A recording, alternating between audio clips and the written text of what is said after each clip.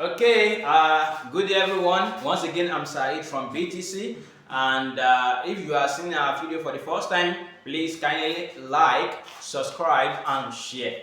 Okay, today we are going to be talking about biology, and our topic is the human eye. We all know what we mean by the human eye, which is just the sense organ which is responsible for vision. As you all know that you have 5 major sense organs in your body. You have the eye, which is for visuality, that is for vision. We have the ear, which is for hearing and balance. You have the tongue, which is for tasting. We have the nose, which is for smelling or olfaction. Okay, and we have the last one, which is the largest organ in the body, which is the skin. You have your skin, which protects all the internal organs in the body.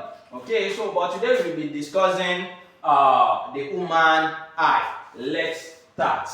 Okay, so we have the human eye is subdivided into what? So into 3 major parts. So we have the first one, the first layer. Okay, eye layer.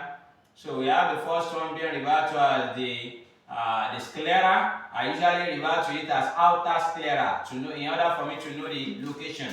But the correct name is the sclera. You can see the sclera, which is the outermost part of the eye. We have the second one, which is being referred to as the choroid. So it is the middle. So I call it the middle choroid. So we have the last one.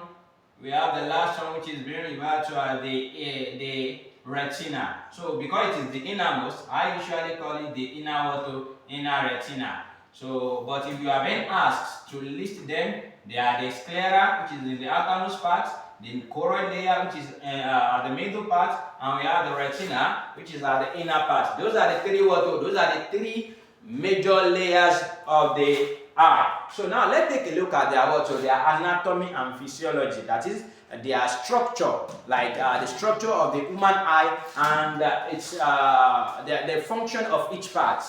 Okay. So starting from the outermost, we have something like this. Okay, from the outermost, coming like this, you have your eyeball. I'm trying to draw the eyeball. Can see the eyeball. Okay, so this is the first layer, which is the outermost layer, as it is coming from the back. You can see. You have something like this. Don't forget that this thing we are drawing now is the outermost one, which is called the sclera. Okay, so we have your sclera like this. Sorry about my diagram. I just want us to draw it together so that it can be much more clearer. Okay, so here is the outermost one, which is called the sclera. This sclera, as it is coming from the back, once it reaches the front, it bulges out to form another structure, which is being referred to as cornea. Okay, so this thing bulges out here. So let's say it bulges out like this. Okay, the same thing applicable. Okay, the same thing here, bulges out. So you can see. So this is the outermost layer of the eye. You can see the outermost one, which is called you can see it from the back. That's the sclera. So, but once it reaches the front, it bulges out. This bulging is being referred to as well to the cornea. Okay, so I can call this thing the cornea. So this is your cornea, and I can call this the sclera. So this is the sclera. Okay, so that's about the outermost layer. But what about their function? What is the function of these two outermost layers? The first one, which is the sclera. You can see the sclera. The sclera is like the whitish part of your eye. So if you draw the eye like this, normally this is just the eyeball. So, but what we normally see is something like this. Okay, this is what we normally see. You can see the center portion, which is called the pupil, followed by your iris, and you can see these are your white spots. All these white spots are being referred to as this is the sclera. They are the whitish layer of the eye. And once it also has the outermost layer, which is this sclera, which is the whitish layer, the sclera is opaque. It's opaque in nature. That is, it doesn't allow the passage of light. So once the sclera is coming like this, it reaches the front here. It also forms a covering on this part, but the covering is somehow transparent, so you won't be able to see it. And that's the the cornea. So the cornea is on top of this, but it's somehow transparent, so you won't be able to visualize it. So don't forget, the cornea which is at the front is is transparent. That it allows the passage of light, while this sclera is opaque, so that it doesn't allow the passage of light. Okay, what is now the function? Both of them will be protective in function, since they are found at the outermost part of the eye. The sclera, the first function is that it is protective in function, that is, it protects the internal part of the eye. That's number one. Number two is that it helps to maintain the shape of the eye. That's the second one. And the third one is that it allows for attachment of the extraocular muscle. That is, your eyeball. If this is your eyeball, there are some things that will attach, like that will support your eyeball in place, that will hold it in place. Those things are very referred to as extraocular muscle. You know, ocular is like the eye. You can see extra, which is one at the outside. So we have some muscle here that attach the eyeball to your to the head. So those things are called extraocular muscle, and they are being attached. They are attached to the sclera. So that's the third function of the sclera. So what about the cornea? What are the functions? Don't forget that cornea is just the front part of the sclera, and it is transparent in nature. So one of its main function is protection. Another very, very important function is the refraction of light. Refraction is like bending of light. So if you have light ray coming like this, once it reaches the cornea, it will bend. In order for the light to focus on your retina. We are still going to discuss about those one later. But take note that cornea helps in bending or refraction of light. In fact, it is the best refractor in the human eye. We have some other thing that helps in refracting light, but it is the one that bends or that refracts the light most. Okay, so apart from the external outer structure, we also have the choroid layer. So let's start the choroid layer. The choroid layer is vascular layer. It's vascular layer that is it is well equipped with blood vessel. So this one is called the vascular layer. The vascular. You know, when you say something is vascular, that is, it is well equipped with blood vessel. So here, let us draw the choroid layer. Okay, we are drawing the choroid layer now. We have something like this. Okay, so it is coming from the back. So once it reaches the front, it divides into two parts. You can see it. It divides into two parts. Let us draw the other one. So we have, this is your middle choroid. This is your middle choroid. It bulges out at the front. Okay, sorry about this.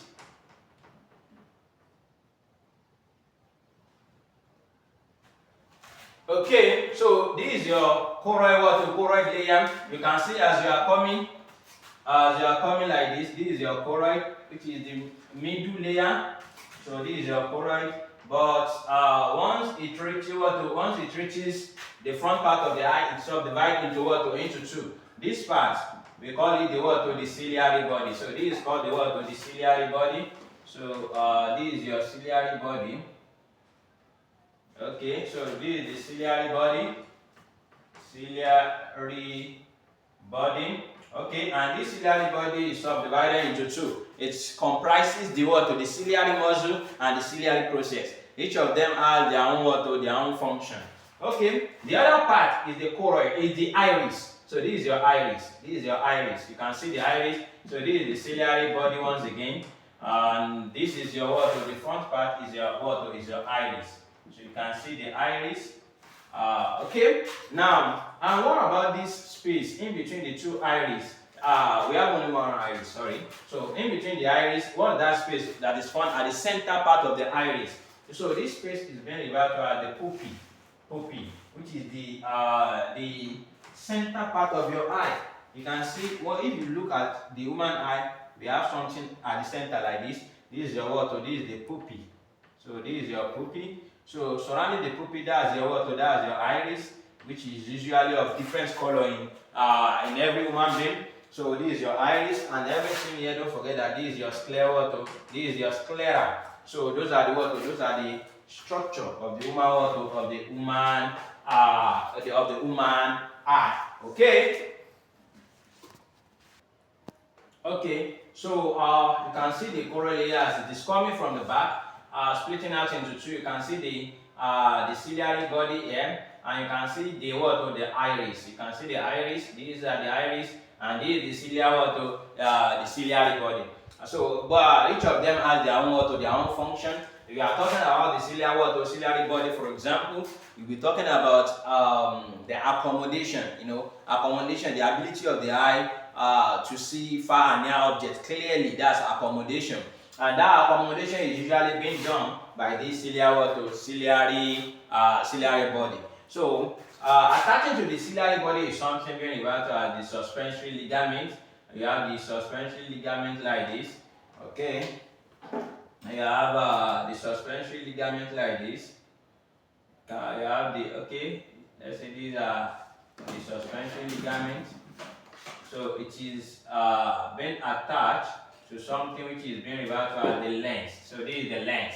The lens is biconvex. You can see this lens, which is biconvex. So this is the lens. So this is your lens.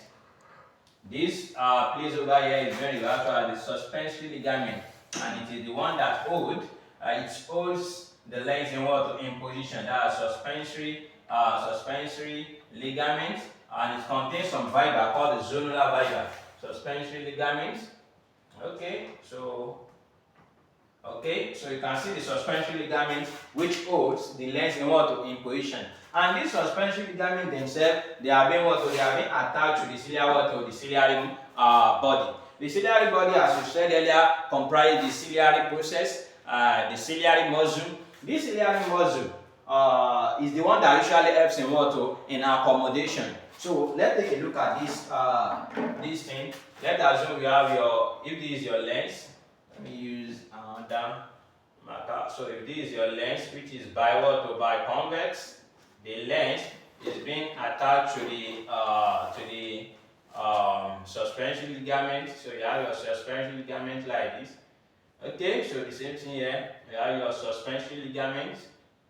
Behind the suspensory ligament, you have some muscle. Let's say this is the muscle, which is the ciliary muscle. So this is your ciliary muscle, this is your suspensory ligament, and this is the lens. So this is the suspensory ligament. Again, you can see the ciliary muscle. Okay. So if you have something like this is how it looks like. So the ciliary muscle, when you want to feel an object that is near to you, an object that is very close to you, what will happen to the ciliary muscle? It will contract. The ciliary muscle will contract like this. Assume that this thing contracts like this. If it contracts, it will make all these suspensory ligaments to become loosened. Like they become loosened, that they will relax. Why this lens become more spherical? That is, instead of having something like this, we are now going to have the lens being like this. It will become more spherical because this thing has contracted. Just use your imagine that this thing is being contracted like this. So this lens will also change their shape from being flattened like this to spherical. And once it is spherical like this, once it budges like this, it can refract or it can bend light more so as to focus the light on the retina. So that is what happens when you want to feel near object. The reverse of it will happen when you want to see a far away object. The ciliary muscle relax, this one will contract. So if this thing relax, if it relax like this, what will happen is this one we contract, and this lens will be pulled by this suspensory ligament. It will be pulled like this, and it will become flattened. It will become flattened. That's that about that. Okay, so apart from the ciliary muscle, we also have something. We have another structure in the ciliary body, and that structure is called the ciliary process. And the main function this ciliary process does is that it helps to secrete a fluid called aqueous humor. Aqueous humor. Aqueous humor is being secreted by the ciliary body. And that aqueous humor has many functions. One of the functions is that it helps to nourish some avascular part of the human eye, like your lens and your cornea. Because this cornea is avascular. If I say something is avascular, that is it is not equipped with what? With blood vessel.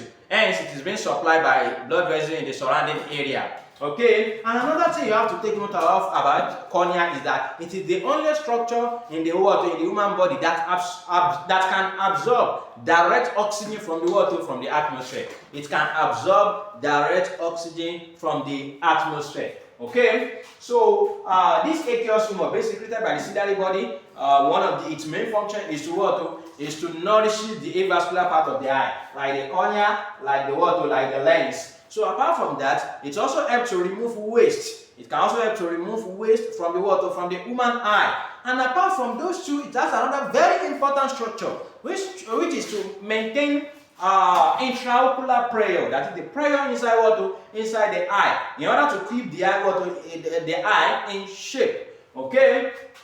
So if the ciliary process of the ciliary body produces this fluid, the fluid will move from here into this point. Okay, what is the name of this point? Don't forget that everything here, everything behind the lens is called the posterior chamber, which is called the vitreous. We call it the vitreous body, and that vitreous body also contains a jelly-like fluid called vitreous humor. Don't forget, we have vitreous humor. Okay, apart from the vitreous humor, we have your aqueous humor. This is your aqueous humor. Aqueous humor. Okay, so this aqueous humor, it is being produced from the ciliary body. From the ciliary body, it will enter here. Okay, before I forget, the lens divide the eye into the front and the back. So I can call this part the posterior segment, while this point from here to here is the anterior segment. And this anterior segment is also being don't forget, if they say something is anterior, it means it is at the front. So from lens to the cornea is anterior segment. This one to the back is the posterior segment. So this anterior segment is also subdivided into two chambers. We have the posterior chamber, which is from here to the pupil, from lens to pupil, that's posterior chamber, and from the pupil to the cornea, that's anterior chamber. So I can say this is the posterior chamber.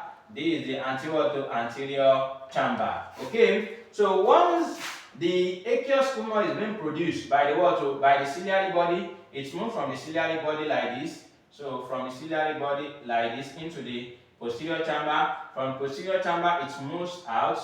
It moves out through the pupil, and it enters into the anterior chamber. From the anterior chamber, in order to prevent its accumulation, because this thing should not be accumulated inside this anterior chamber, or else the eyes will become will be bulging, like the eyes will be increasing in size.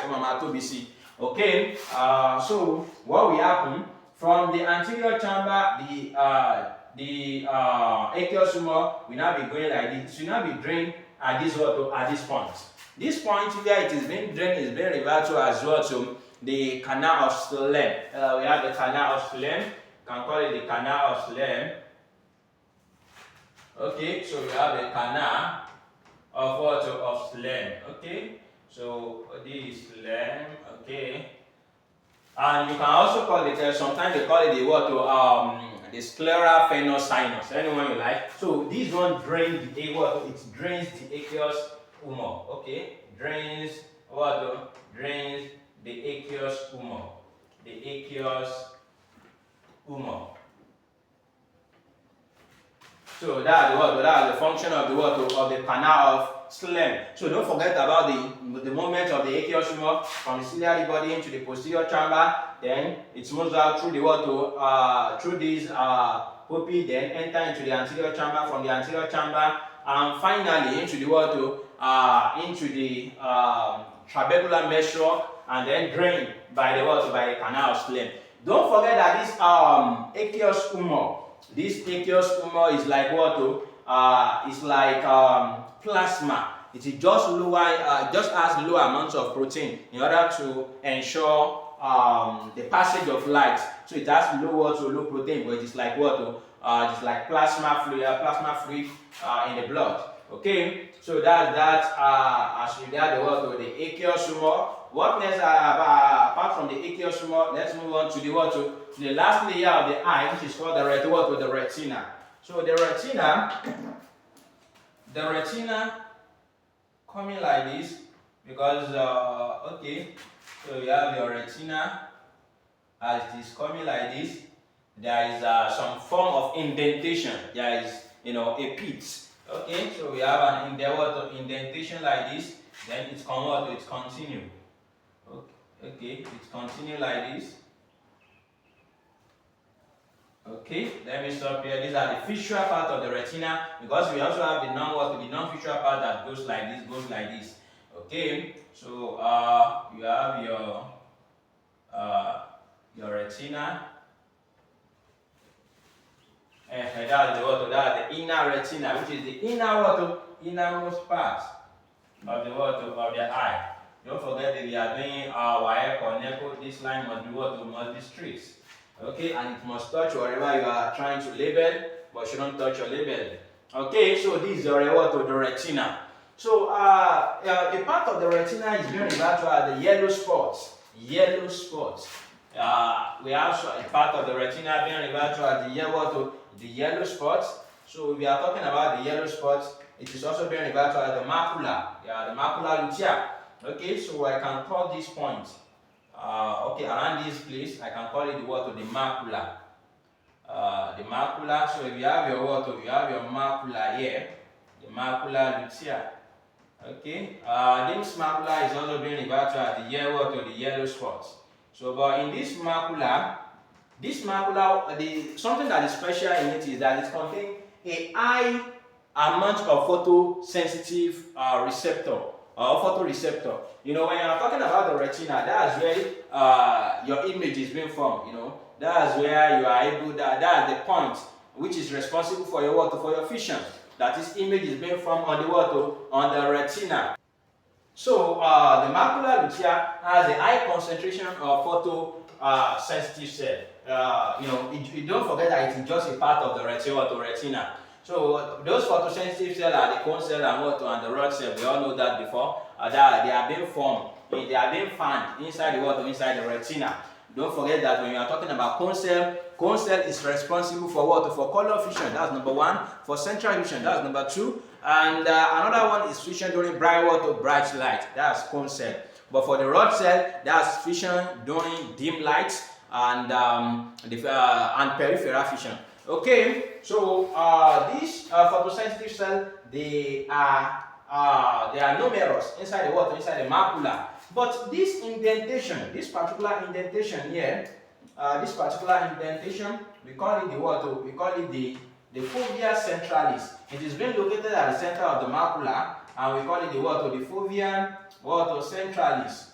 So this fovea centralis, it is a part of the macula. It is a part of the macula of the retina that contains a very high concentration of photoreceptor cell. Specifically, or let me say exclusively, we have abundance of cone cell inside this fovea centralis. It contains a lot of cone cell. So abundance of cone cell is inside this fovea centralis. Only cone cell majorly. Okay, so the cone cell, as we all know, the function of the cone cell, that the color vision and your central vision. So this fovea centralis does a lot of work. Okay, so apart from this macula and fovea centralis that we've talked about, as regarding the retina, there are still some other parts of the retina you have to take note of. You can see this point over here. Okay, this point over here, where the optic nerve. You can see this point because all these things are optic nerve. Let me mention the optic nerve. These are your optic nerve. Okay, these are the optic nerve. We all know the function of the optic nerve, which is the cranial nerve too. As you all know that inside your body, you have some nerves. We have 12 cranial nerve, 12 pair of cranial nerve, and we have we have 31 pair of spinal nerve. Out of this cranial nerve, the second one is called the optic nerve. And what is the function of the optic nerve? You know, it's carrying messages. The first one is that it converts the light signal into electrical impulses. You know, it changes the the form of energy from light to electrical energy. So it changes it into electrical impulse. What the meaning of impulse is information, or message. So it changes the thing from light signal to electrical impulse. That electrical impulse will now be carried by this optic nerve to the brain for interpretation. So those are the function of your optic nerve. Okay, so these are the optic nerve. The optic nerve, and I've mentioned I've talked about their function. And this part of the optic nerve, the part of the retina where the optic nerve leaves or come out of the eyeball is being referred to as we call it the blind spot. So this point where the thing comes out is called the blind spot. So please don't forget blind spot. So I can call this. Let me just call this point. Okay, let's see. So let's say your blind spot is around this area. So where your optic nerve leave the eyeball. That's the blind spot. Yeah, can I put it? Okay, let me put it here. Okay, so let us have it here. Sorry. You have your blind spots. So in this spot, it's just a point of the retina, because you know the retina usually contains photosensitive cell, like the cone cell and the rod cell. But in these blind spots, there is no photosensitive cell. No cone cell, no rod cell. So you won't be able to visualize, you won't be able to see at this point. That's the blind spots. Please take note of that. And inside the central portion of the eye, you can see inside this central portion, you know, we have some arteries and veins that pass through. They are called we have the central retina artery and central retina vein, and they are the ones that supply they supply the retina like this. So we call them the central retina artery and vein. The central, central retina artery and vein. So don't forget, they are the one that supply the retina with nutrient. It nourishes it. So that's about the anatomy, that is the structure of the human eye. So now let's talk about the function of most of these parts. Though we've already mentioned it before, I will just recap a little bit more. Okay, so let's start from the external layer. Don't forget, once again, we have the sclera, outer sclera, the middle choroid, and the inner retina. Okay, so let's start the second part of this lecture. Okay, everyone. So now we are back for the second part of the human eye. So in this part, we just want to talk about the summary of the physiology, that is the functioning of each part of the human eye. So let's start from the first one. To recap, the layers of the eye are right, the three. The outermost one, it is called the sclera. The middle one is called the choroid, and the inner one is called the retina. So don't forget, this is the outermost one. This is your outermost one, which is the sclera. So we call it the sclera. So followed by after the sclera, you have the what? You have the choroid layer, which is highly vascularized, that is well equipped with blood vessel. Okay, so we have the choroid, and after the choroid, you have your the retina, like this, which is the the innermost part. Okay, let us use another color for this. This is the retina. I just want us to, why I use red for choroid is for us to take note that it is well equipped with blood vessel. Okay, so this is the retina, which is the innermost part.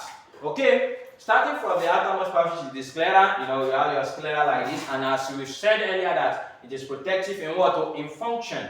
Number one. Number two, it's here to keep the eye in shape. Right? And we have another one apart from this. The sclera also helps to hold the eyeball. You know, the sclera. It is the point where the extraocular muscle attached to the eyeball. You know, I said we have some extraocular muscle being being attached, and those extraocular muscles are the one that hold the eye in position. So they are also the one that allow different motion of the eyeball. You know, your eyeball moving like this, moving up, moving down.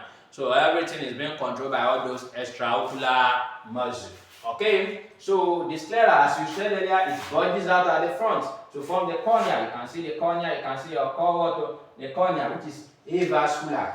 I said it is avascular, that is, it doesn't really have blood vessel like that. So it is the surrounding structure that is nourishing it, like the aqueous humor. You can see this aqueous humor nourishes the cornea. And another thing apart from this is that the cornea can absorb the oxygen directly from the atmosphere. So, and the main function, what are the main function of this cornea? This cornea main function is to refract or to bend light in order to focus on the retina. So as light is coming like this, so the cornea helps to bend, or that if you have something like the light is coming like this, it will bend the light so that it can focus on the retina. So it is the best refractor of the eye. You know, we have many things that can refract light in the eye. We have the cornea, we have the aqueous humor, the lens, which is also a very good refractor of the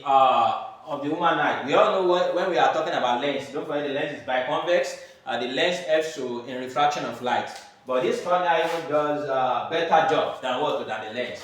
So the cornea can refract, aqueous humor can refract, lens can refract, and even the vitreous humor can refract. But the best refractor, or the best bender of light, is the cornea, followed by the lens. Okay, so that's about another function of the cornea. And don't forget the cornea location. You know, if this is the human eye, so this is the human eye. So you have something at the center. I said this is the pupil, surrounded by the iris, and everything here is the white part of the human eye, which is the sclera. Okay, the sclera now comes here. On top of this one, that's where you now have your the cornea. So this is your cornea, and it is transparent. And don't forget, number one, it is protective in function. Number two, it helps to bend or to refract light rays. Okay, so that's about the external part of the human eye. The next one is the choroid layer. As you said earlier, the choroid layer is coming from the back like this. So once it reaches the front, it's subdividing into two. We have the ciliary body, and you have the iris. So what are the function of the choroid layer? Number one is that it is very highly vascularized. That is, it is well equipped with blood vessel. So it supplies this retina. So it is coming, it can supply the retina, and it can also supply this part. So it nourishes them, it provides the nutrients and the oxygen being needed. And apart from nourishment, there is another function of the retina that you must know. This another part of the choroid layer that you must know. This choroid layer is also pigmented. You know, if you say something is pigmented, that there are some kind of colors and the lights. It contains something called melanin. We all know melanin. That skin color pigment, the pigment that determines the skin color. There is melanin inside the choroid layer, and this melanin, what it does is that apart from giving the iris like the color, the main function of this melanin is that when excess light enter into the eye, it helps to absorb them so as to prevent the internal reflection inside the water, inside the eye. So please don't forget that. This, in short, this choroid layer, apart from nourishing the eye, another function is that it helps to absorb excess light that enters the eye. This helps to prevent the internal reflection. Okay, so the choroid layer is coming from the back. Once it gets to the front, it's split into two: the ciliary body, the ciliary body, and the iris. You can see your ciliary body. As I've said earlier, it performs some major function. Number one being the accommodation, and I think I've said something about the accommodation. So let's take a look at this. If this is your lens. Okay, this is your lens, which is biconvex. Okay, so we have something holding the lens. That's your suspensory ligament, and this suspensory ligament is being attached to the ciliary body. So you have something like this. Okay, so this is the lens. Don't forget, this is your suspensory ligament. This is also your suspensory ligament, and this one is your ciliary muscle. So this is the ciliary muscle. So this is also the ciliary muscle. So when we want to see the near object, what will happen to this lens? Okay, sorry about this. So what will happen to this lens? The ciliary muscle will contract. So once it contracts, this suspension ligament will loosen. It become loosen, thereby allowing the lens to become more spherical. The lens become more spherical like this. Okay, so we are now going to have like this. The lens will be like this. You can see this will now be the suspension ligament. It will be very loosened. Okay, so you have your ciliary muscle. So the same thing. It will be very loosened. You have the ciliary muscle. So this is when you want to feel near objects that are very close to you. The ciliary muscle contracts, the suspensory ligament becomes loosened or relaxed, and the lens become more spherical. It budges. So the reverse of it will occur when you are trying to look at far away objects. So this ciliary muscle will relax, this one contracts and pull the lens apart. If you pull the lens apart, then the lens will become flattened. So that's when you are looking at far away objects. So I'm still going to do another video on this. You can check it on our playlist. Okay. Now moving on from the ciliary muscle. Ciliary muscle is inside the ciliary body. I said we have another structure in the ciliary body called the aqueous humor. When we are talking about the aqueous humor, it is being produced by the ciliary process of the ciliary body, and once it has been produced, it's moved from here into the posterior chamber, then through the pupil, then enter into the anterior chamber, then to the trabecular measure, and finally drained by the canal of Lem. This canal of Lem will drain it back to the systemic circulation. So please don't forget that. So this prevents the accumulation. The drainage by the canal of Lem prevent the accumulation of the aqueous humor at this anterior chamber. So because if this aqueous humor accumulates, what can happen is that there will be high intraocular pressure. This high intraocular pressure can affect the optic nerve and can cause blindness. So it can compress the optic nerve, can cause glaucoma. So it is that's one of the things that happens during glaucoma. The aqueous humor, the intraocular pressure will increase. Okay, so apart from the aqueous humor, what's our next thing? The next thing is the iris. You can see the iris, and if you take a look at the iris, it also contains some muscle. So don't forget this is your iris. So this is the iris. There are some muscle inside it. You have something like the radial muscle, the circular muscle, and the light. So the function of this iris is that it controls the size of the pupil. It controls the size of the what of this pupil. Pupil is like aperture. It's like space that allows the passage of light into the human eye. So it is that thing that is at the center, that usually black coloration that is at the centermost part of the eye if you are looking at it from the front. Okay, so the size of the pupil is being controlled by this what, by this iris. Because if this iris, you can see, if this iris, it can contract and it can what, it can relax. So it can dilate the pupil and it can what, it can constrict the what, the pupil. So you have to take note of what, of that one. So the video of this one will also be done later with that of the ciliary muscle. So we are still going to see it on our playlist. Okay, now moving on to the next one. So we've talked about the eye that control the size of the water, size of the pupil. We've talked about the ciliary muscle that control the shape. You know, you can change the shape of the lens to in order to ensure for what, to accommodation. Okay, so the next part of the human eye that we are going to talk about is the most important part. You know, the functional part of the human eye, that's the retina. So it's the most important part, because that's where your your photoreceptor or photosensitive cell are, and it's where your image is being formed. So the retina, you know, we said there is a part of the retina that has high concentration of photoreceptor or photosensitive cell, and this part is called the macula or the yellow spots. Okay, and inside the yellow spot there is an indentation or pit, which is being referred to as fovea centrally, which contain exclusive. So the fovea centralis contain a high concentration, exclusively high concentration of of the cone cell. Don't forget about the function of the cone cell, which is fission during bright light. You can see that central fission and also color fission. So it is exclusively being found inside the fovea centralis. Okay, apart from that, the other thing we can still talk about is the optic nerve.